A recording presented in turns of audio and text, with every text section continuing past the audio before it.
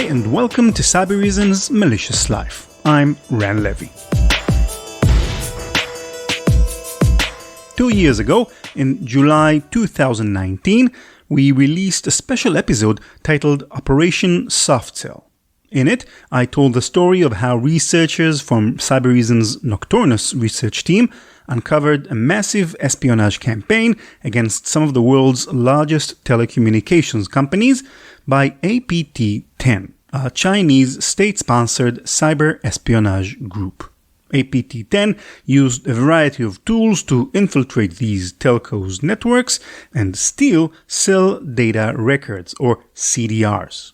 These records hold meta-information about phone calls by the telco's customers, such as the source and destination phone numbers, geographic locations of the devices, and more. Soft Cell was an extremely targeted attack. In one case, for example, records of only some 20 individuals were exfiltrated. We can only guess their identities. Leaders, journalists, dissidents? Who knows? A few days ago, in early August of 2021, Cybereason released a new report, this time titled Operation DeadRinger, detailing a new massive espionage campaign targeting major telcos, again by APT-10, plus 2 other threat actors. As usual, we took advantage of the fact that Cybereason is our show's sponsor to get a rare inside look at how exactly that campaign was uncovered. Nate Nelson, our senior producer, spoke with Assaf Dahan, senior director and head of threat research at Cybereason's Nocturnus team. As usual, I'll step in once in a while to provide you with background information and context where needed. Enjoy the interview. Assaf, let's just start with you briefly introducing who you are. Hi, Nate. Thanks for having me. So my name is Assaf. I'm Senior Director and Head of Threat Research at the Nocturnus team at Cybereason. My team and I, we follow different threat actors, be it cybercrime or nation-state APT threat groups. So to get things started, what triggered the investigation that we're going to be talking about today? Okay, so one of the main triggers for this investigation, there are 2 actually. So first one is, if you remember, back in 2019, we released a very detailed report about a threat group called Soft Cell, an activity group, which attacked telcos in different locations around the world. They weren't known back at the time, and we found out that they've been active since 2012. Since then, we continued monitoring their activity and looking for new signs of activity. So that was one of them. But I guess one of the major triggers for that was when Microsoft released their Hafni report, speaking about which detailed and disclosed the discovery of several Microsoft Exchange Server vulnerabilities. So that was in March 2021, earlier this year. And once we learned about those vulnerabilities, our incident response and threat hunting teams and my team as well, we started to proactively hunt for behavioral indicators of these attacks. And what do you know? We found dozens of attacks worldwide across multiple industries. So that was fun. A lot of work, a lot of sleepless nights. And we started going over a huge amount of data from our telemetry. And one specific intrusion kind of stood out and looked very familiar. It's like we had this deja vu feeling that got us kind of excited because we could immediately recognize soft cell fingerprints all over the scene, all over the crime scene. So that kind of started the investigation. And over a couple of weeks, we gathered more and more data. The more we dived into it and went down that rabbit hole, the more stuff that we found. And we started noticing several anomalies. Some things just didn't add up. And the more we investigated, we realized that we were actually looking at not one, but actually 3 clusters of intrusions. So that was a big deal. And each cluster had its own unique properties, behavioral indicators, and set of tools. which we were later able to attribute those three clusters to three different clusters of Chinese APT groups. The first one was SoftCell. The second one was the Nikon APT, and the third one is APT 27. So you had spotted signs of soft cell, but how, as researchers, do you know it's them, right? What is it about the data that you're finding that you can then point to and say, oh, we've seen these guys before? Yeah, that's a good question. So, as I said, we started looking at a lot of data. We started working our way from exploited IaaS and Exchange servers because that was like kind of like our starting point.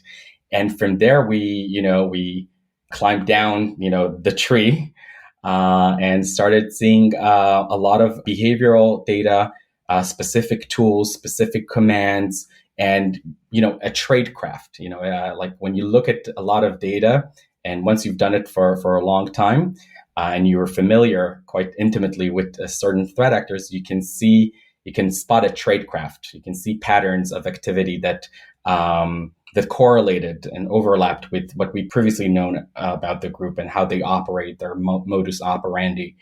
And considering the geographical locations in Southeast Asia and the industry, which is telecommunications or telcos, that kind of like checked all of the boxes.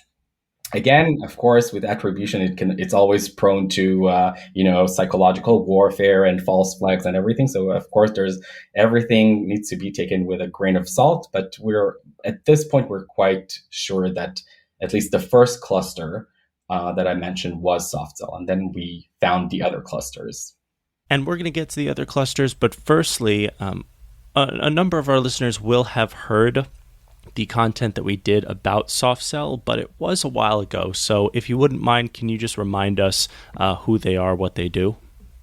Yeah, so the profile of this threat actor is, we believe or indicate, there's a lot of indication that point that it's an APT group or threat group that is working or operating on behalf of Chinese state interest. They have attacked or penetrated different telcos worldwide, and the goal was to conduct covert cyber espionage operations. So imagine if you hack a telco, you can potentially access data of millions of subscribers, specifically CDR data, for example, which is the cold data record, which can help them track down their target's location. They can understand with whom their targets were communicating, which times, locations, stuff like that. So it's a very powerful tool. Once you hack a telco, you can get a lot of information because everything we do nowadays is through our phones, basically. Yeah, and we're going to get to that a bit later. But firstly, what is it that helps you define clusters, right? So you see evidence of soft cell, but then presumably you see data that leads you to other groups. How do you set the boundaries? How do you know when it's not them anymore and that there are three distinct entities? That's a very good question. So I think and this is perhaps one of the greatest challenges that threat researchers and threat intelligence analysts face is how do you distinguish one kill chain from another, one intrusion from another, right? Especially if they're happening around the same time. I mean, let's say on any given network nowadays, there's at least one threat actor operating, whether it's cybercrime or APT nation state, right? So how do you distinguish one kill chain from another? And that was even more challenging because they were there on a specific same network around similar timeframes, and sometimes even on the same endpoints. So it's almost like instinctively we want to, our brain is almost wired to treat it all as one big attack, right? But I always say that God is in the details, and once you really start processing the data, you start to see that some things just don't add up. Like there are anomalies. Like all of a sudden you see a different tool, a different technique that was never used before, or something that doesn't add up with a timeline. So you start, digging in more, you bring more data, and all of a sudden, once you start to do clustering the right way through an attribution model, we work with the famous diamond attribution model.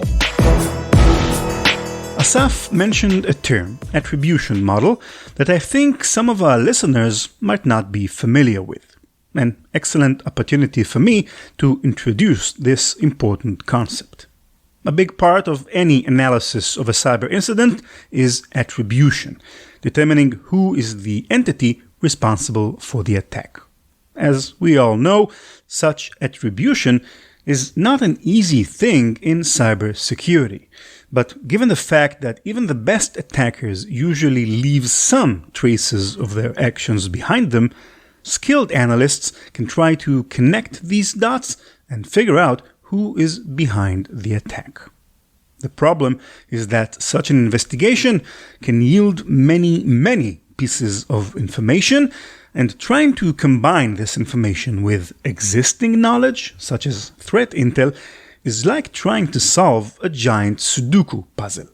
An attribution model is an attempt to apply scientific principles to intrusion analysis, a kind of cognitive framework that can help an analyst make sense of all that information, tie new pieces of information together with existing ones, and identify knowledge gaps. Think of it as guidelines on how to efficiently solve Sudoku puzzles.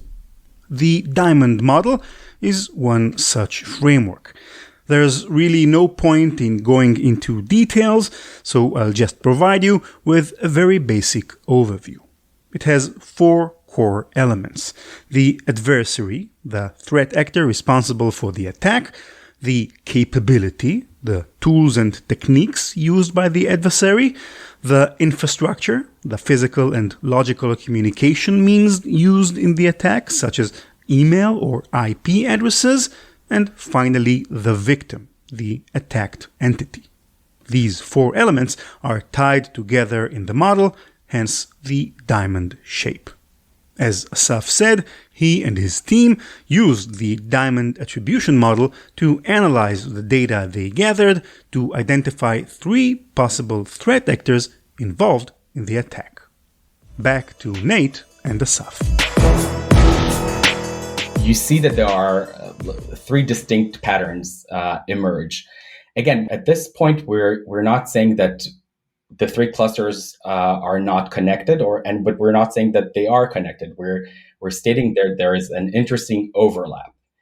We're just saying that these are 3 distinct clusters, and we attributed them to 3 different threat actors. But whether those threat actors work in tandem, whether they are cooperating, or maybe they work independently, or even maybe piggybacking on each other's access, these are all plausible scenarios, and we actually refer to it in our blog, in our attribution section, because there could be numerous scenarios that can happen there. In many cases, based on our experience with Chinese threat actors and other threat actors, sometimes you'll have an access team that will grant you access to a certain target, and then there's another team that comes and takes over and pulls a certain data, and then there's another team that does, or they could have different missions. There could be any number of scenarios, and we try to account for those scenarios. Yeah, but I've dragged it out long enough. Assaf, before we continue, can you just define these clusters for us? It sounds like we've heard a bit about A, but also B and C. Yes. So cluster A is a cluster that we first observed in, I want to say, late 2020. And this is the cluster that we attributed to the soft cell threat actor. Once we started digging in, we actually got, we were pretty lucky, and we found forensic evidence that showed that they've been operating on this specific network for over 2.5 years. So they've been there since 2018, actually. And when we got to the scene at late 2020. Once we identified their activity, we started to contain it. We tried to mitigate it. And it kind of took us in a very interesting path of this cat and mouse game, because we would block them and then they would retool or change their tactics a little bit and come back. And then, so this went on and on for a couple of months until we were able to hopefully kick them out. This is perhaps wishful thinking, but nowadays there are no signs of them being on that specific network. And of course, all the indicators that we found correlated with our understanding of what is Softcell as a threat actor. There were like very unique command lines and tools and almost like a playbook that they used, and we were able to identify it almost like like when you look at it, if you put it in a spreadsheet, it's almost identical. Unless it's a copycat, that's always a possibility, right? The second cluster is as a cluster that we found also in late 2020, but we haven't found evidence that show that it goes back. I think we really believe that they started their activity around late 2020. And one of the indications is that they used a very rare backdoor called a Nebula backdoor, which we thought we were first to discover, but then we were scooped by a different security company. But anyway, what I'm trying to say is that this backdoor is very rare. It's very new. It has, I think, almost, it doesn't have a lot of references online. And so we really feel it's like a fresh APT or a fresh activity, as opposed to the Softcell activity that happened for since 2018.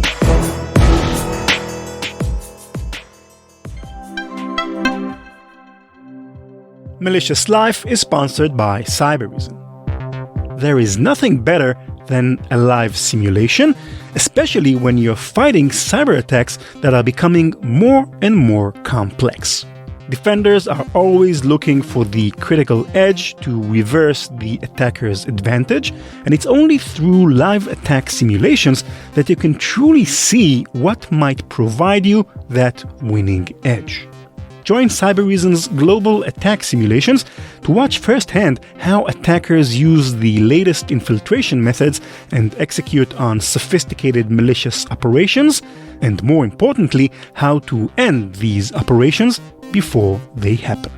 Reserve your spot today at cybereason.com/attacksim.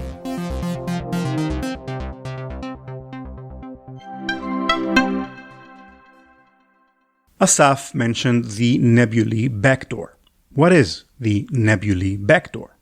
Well, late last year, in 2020, researchers from Bitdefender uncovered an espionage campaign against several military organizations in Southeast Asia by an APT group called Nikon. Nikon is a Chinese APT threat actor which has been active for more than 10 years already.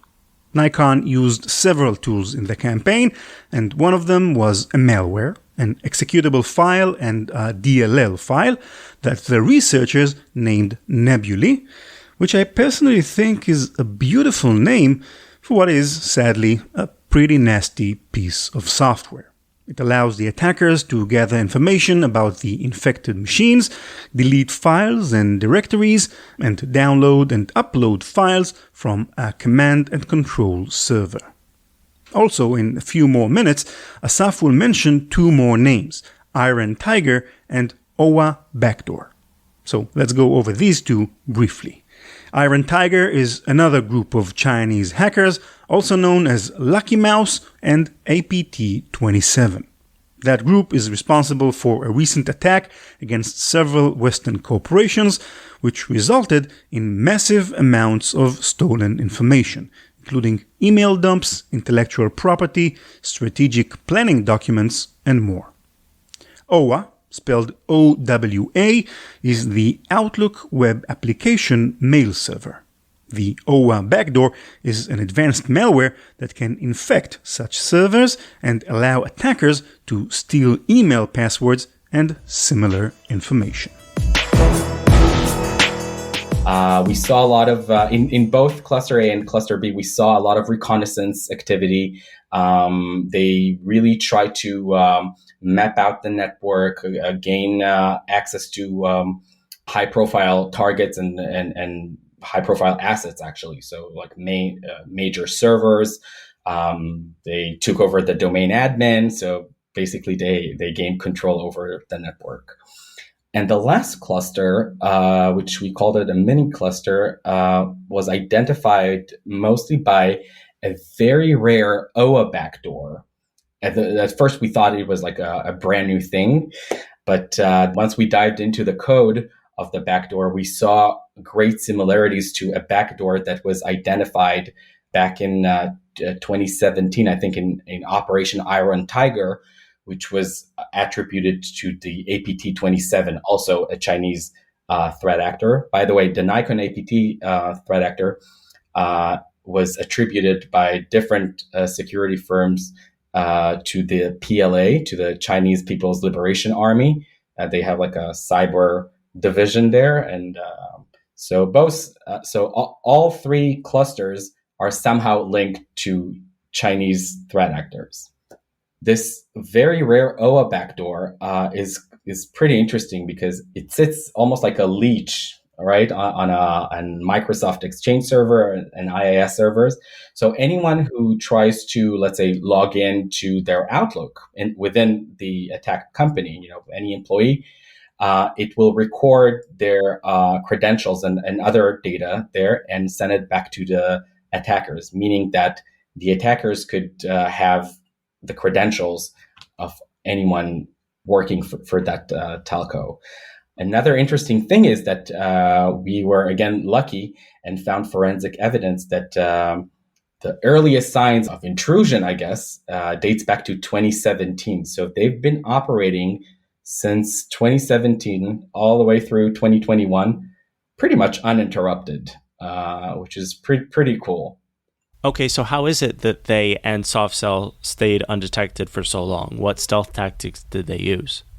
That's a very good question because in most major companies, especially big companies such as telcos, you have antiviruses and firewalls and different security measures at place. Sometimes I myself am baffled that something like that has been under the radar for so long. But then again, when you look at the techniques that they used, when you look at the tools that they used, a lot of them used, let's say, techniques like lol bins, like living off the land binaries. They had custom tools that had very low detection rate or even none on VirusTotal. So they knew exactly how to evade certain, let's say, traditional security mechanisms. They also employed, in certain cases, anti-forensics techniques to really thwart detection and investigation efforts. What else? I mentioned that it was a cat and mouse game. We blocked them and then they came back.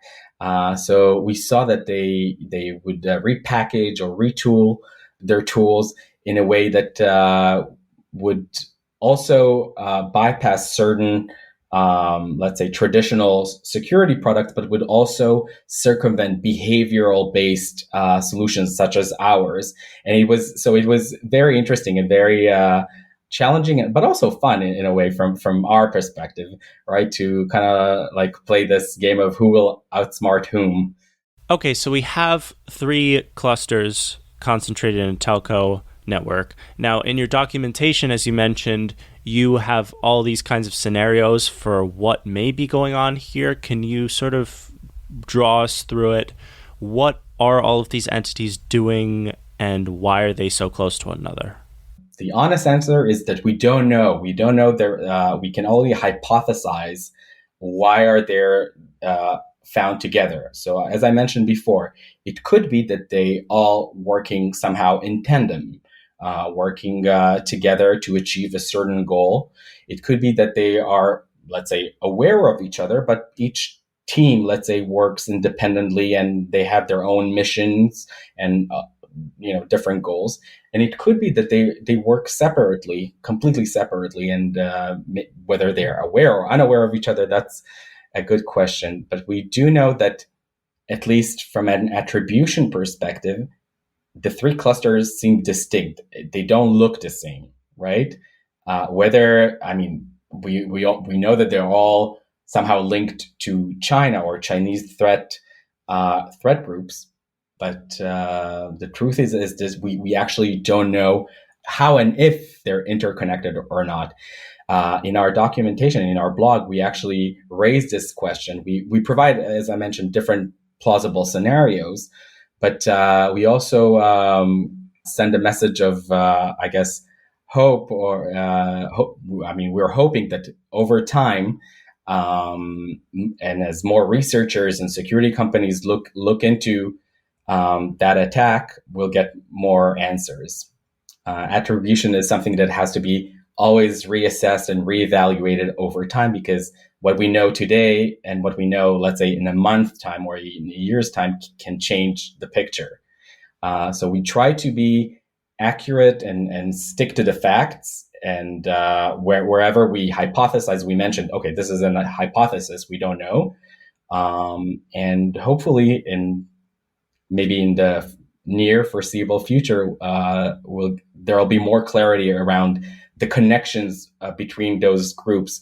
We also, in our attribution part of the blog, we also draw a very interesting connection to another Chinese APT group called APT41. Some refer to it as WinTI or WinT.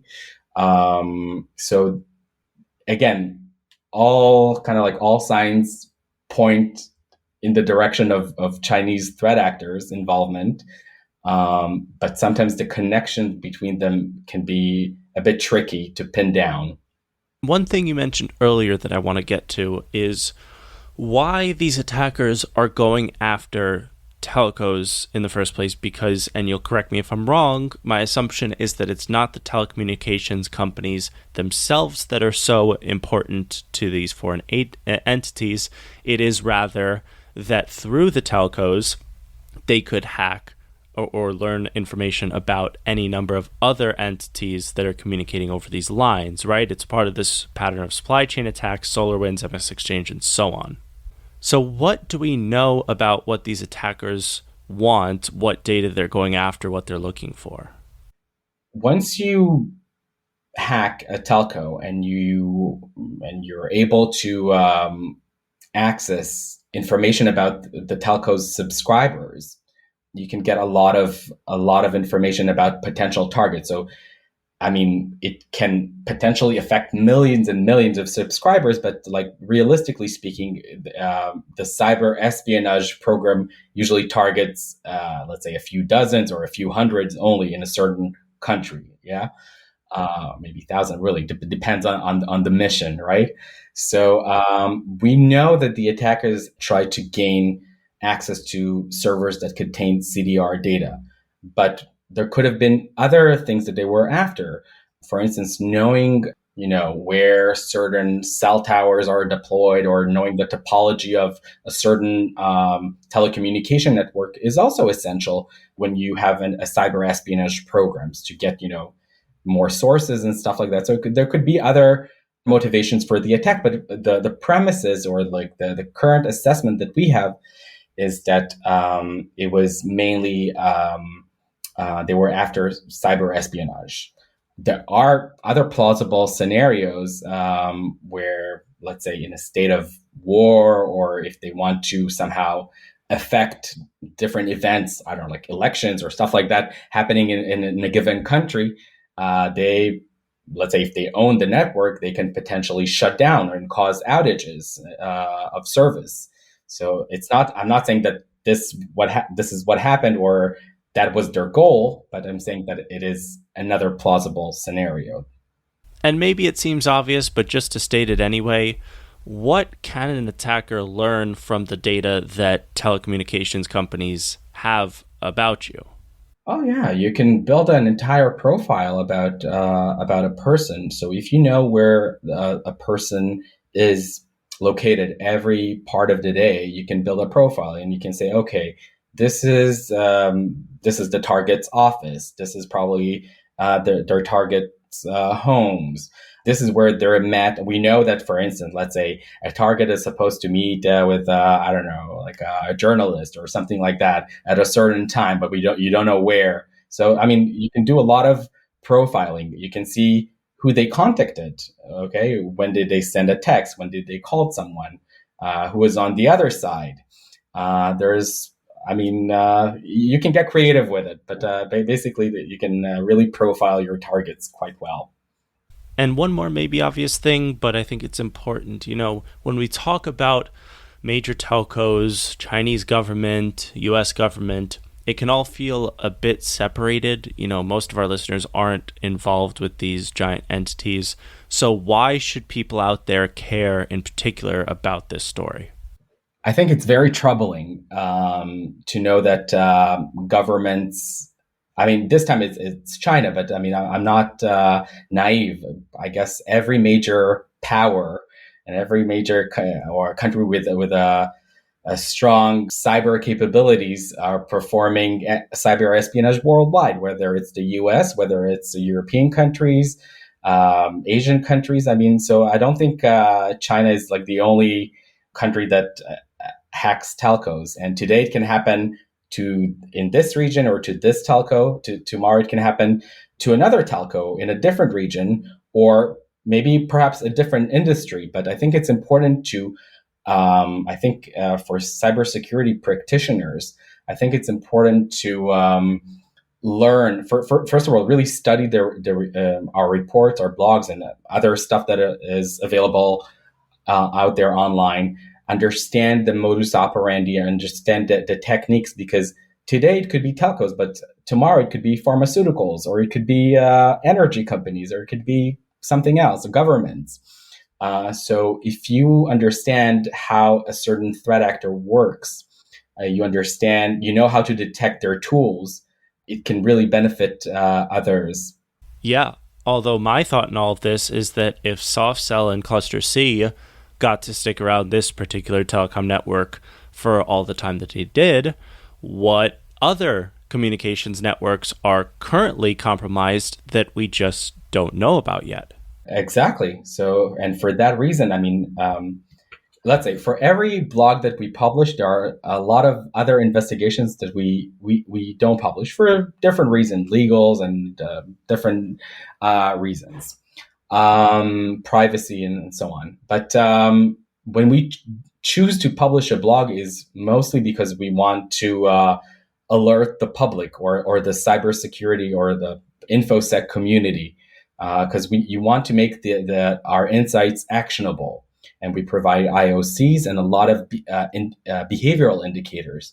So if any of our listeners is working for a telco, for instance, but not just telcos, but if they are working for telcos in particular, I would strongly advise them to really study their report and try to take the IOCs but most of all the behavioral indicators, and to start proactively hunt for similar behaviors and similar attack patterns. Because as we said, these guys are very stealthy. They know how to run long operations, and they've done it quite successfully over the years, as we know.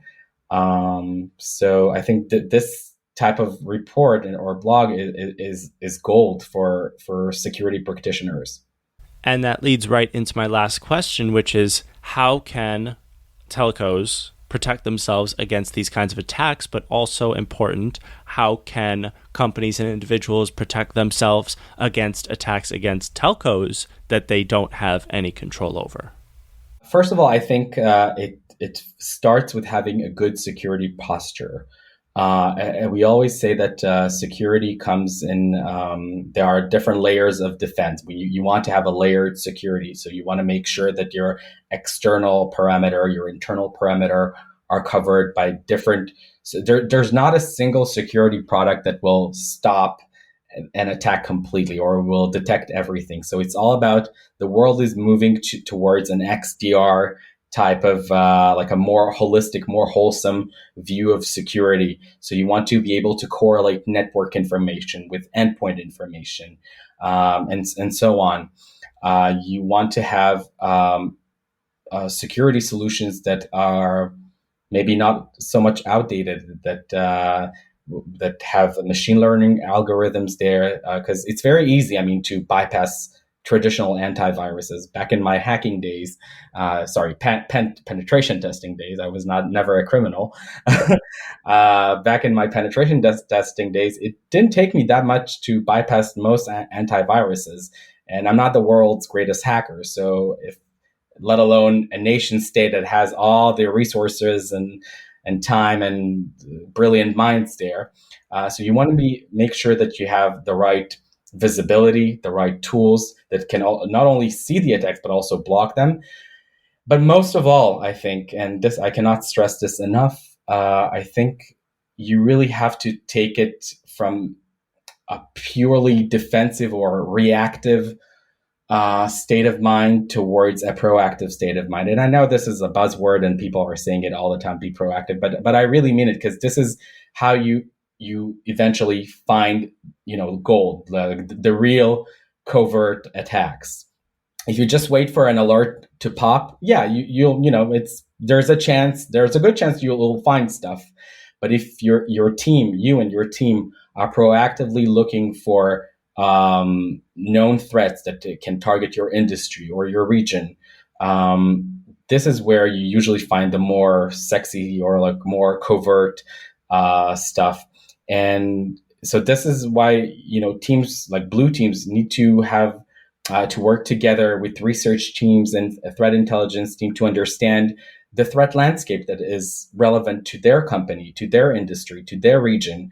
So know thy enemy, right? So you need to know who's out there, who's potentially do a lot of threat modeling, for instance. And of course, always try to, I personally commission red teams and penetration tests at least once or twice a year, because, it's when you try to defend a large parameter, such as a telco or like any other big company, there are so many ways of getting in, and the attackers only need one successful entry point. So you want to be able to cover all those topics, I guess. But I think the number one is really be proactive. Know the threats, understand how they work, understand the tools, and make sure that all of those insights are translated into an actionable intelligence, that you have the IOCs, that you have good hunting queries, YAROs, and so on. All right. Thank you, Assaf. That was fun. Thank you for having me.